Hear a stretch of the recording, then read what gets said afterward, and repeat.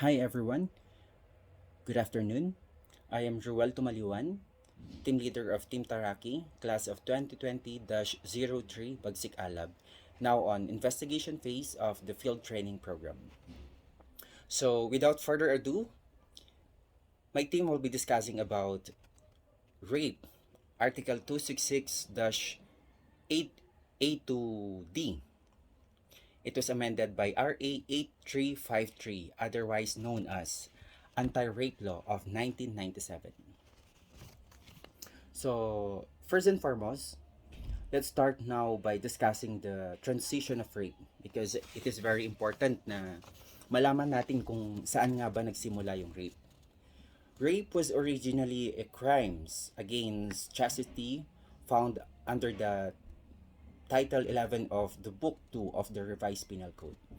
But it was found originally under Article 335 as the rape through sexual intercourse. Okay, so you notice there is only one kind of rape before, which is the rape through sexual intercourse.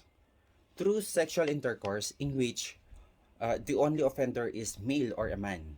So only man or men can be charged of rape under the old law, whereas the victim is always a female or a woman. That's the old setup. Yan yung luma. But from there, due to Republic Act 8353, the rape now is transferred to Title 8 of the Crimes Against Person. Yun na siya. Before, through sexual intercourse lang. But now, we have the crime against person. So, because of 8353, there is now two kinds of rape in general. That is rape through sexual intercourse, which is, I mentioned before. And the other one is rape through sexual assault. Now, under this paragraph 2, rape can be committed by either man or a woman or any gender or person. So, ibig sabihin, kahit sino pwedeng i-commit yung rape. So, the victim now can be any person. Yun yung nasa Article 2.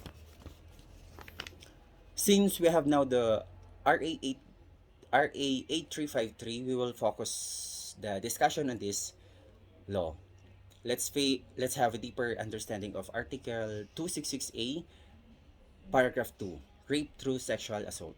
So, what are the elements? Elements: the offender commits an act of sexual assault. Second element, the act of sexual assault is committed by any of the following means. By inserting his penis into another person's mouth or anal orifice. Or ibig sabihin, ipinasok po sa anus or sa bibig ng biktima. So here is still clear that the offender would be a man and the victim is any gender, and it is against the will of the victim. Another one, by inserting any instrument of object into the genital or oral orifice of another person. So further discussion will be discussed by my teammates, to be followed by Unida, Talbo, Singit, and Ubungin. Okay, let's start. Let's talk about the crime of rape and the circumstances wherein we will consider it as a crime of rape. First, ano nga ba ang rape? Rape is a crime of against person. Sa madaling sabi, anyone can be held liable sa kasong ito, mapalalaki man, babae, bakla, or tomboy. Paano nga ba nakukumit ang kasong rape? Dito may apat na elements na aking i-discuss. First, you can commit the crime of rape through force, threat, or intimidation. Dito pumapasok yung pagbabanta sa buhay ng isang tao. Halimbawa, pagka yung isang lalaki, pag hindi pumayag yung babae, pagbabantaan niya yung babae para ma-commit niya yung crime na kunwari papatayin siya ganon, or true force. Dito naman yung pamimersa, syempre hindi naman magkakailan na ang mga lalaki is mas malakas kaysa sa mga babae. Okay. Pangalawa, when the offended party is deprived of reason or otherwise unconscious. Deprived of reason. Sa madaling sabi, ito yung mga baliw.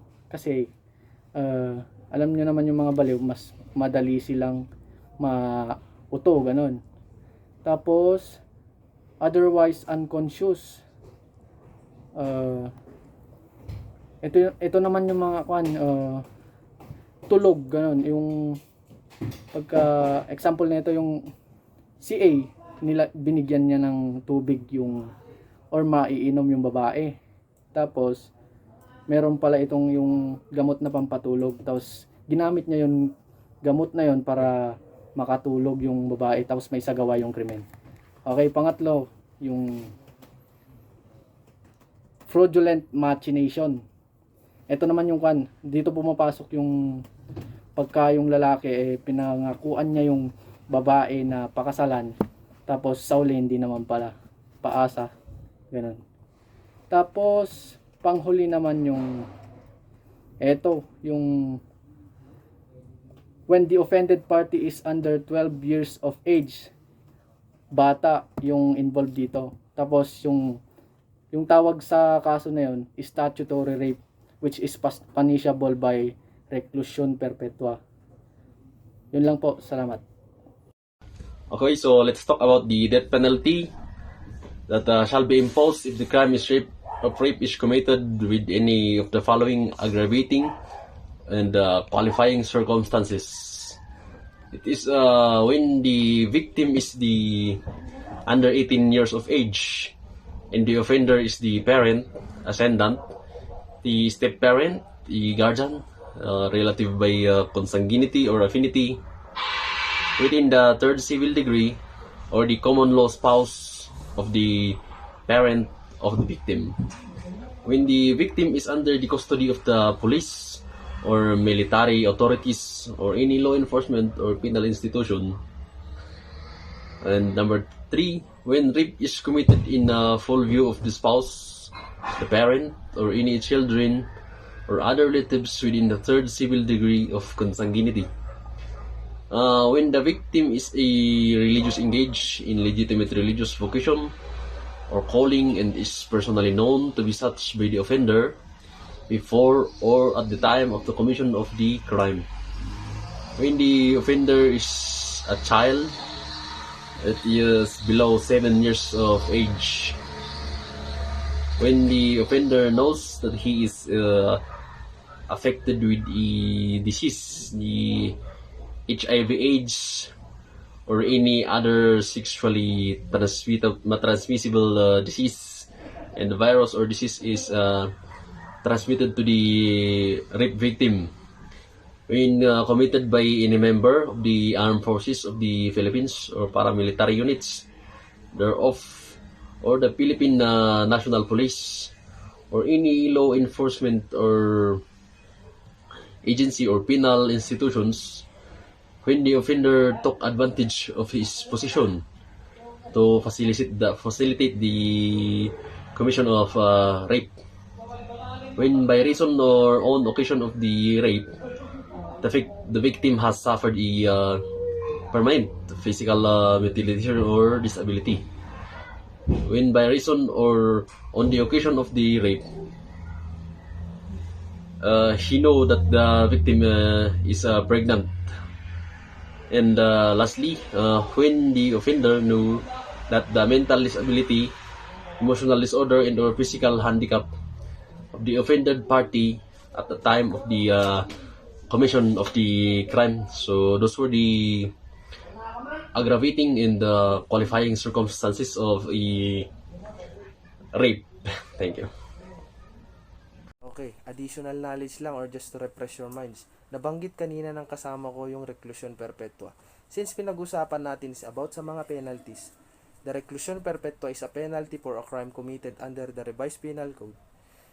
In fact, there are 6 penalties. Ang pinakamataas is reclusion perpetua and ang pinakamababa is arresto menor. Here are the durations and effects of penalties. Unahin natin sa pinakamababa, arresto menor. Arresto menor has imprisonment of 1 day to 30 days.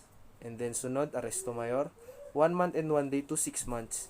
And then prison correctional, 6 months and 1 day to 6 years. Prison mayor, 6 years and 1 day to 12 years. And then reclusion temporal, 12 years and 1 day to 20 years. At yung pinakamataas, reclusion perpetua, imprisonment of at least 30 years, after which the convict becomes eligible for pardon. At ngayon, discuss naman natin yung rape which shall be punished by prison mayor.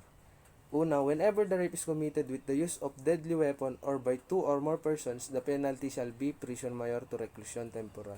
Sunod, when by reason or on the occasion of the rape, the victim has become insane, the penalty shall be reclusion temporal. And when the rape is attempted and a homicide is committed by reason or on the occasion habang ginagawa thereof, the penalty shall be reclusion temporal to reclusion perpetua. And when by reason or on the occasion of the rape, homicide is committed, the penalty shall of course be reclusion perpetua. Article 8353, also known as Anti-Rape Law of 1997.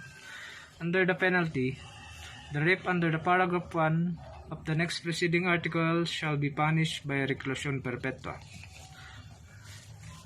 Whenever the rape is committed with the use of deadly weapon or by 2 or more persons, the penalty shall be reclusion perpetua to death.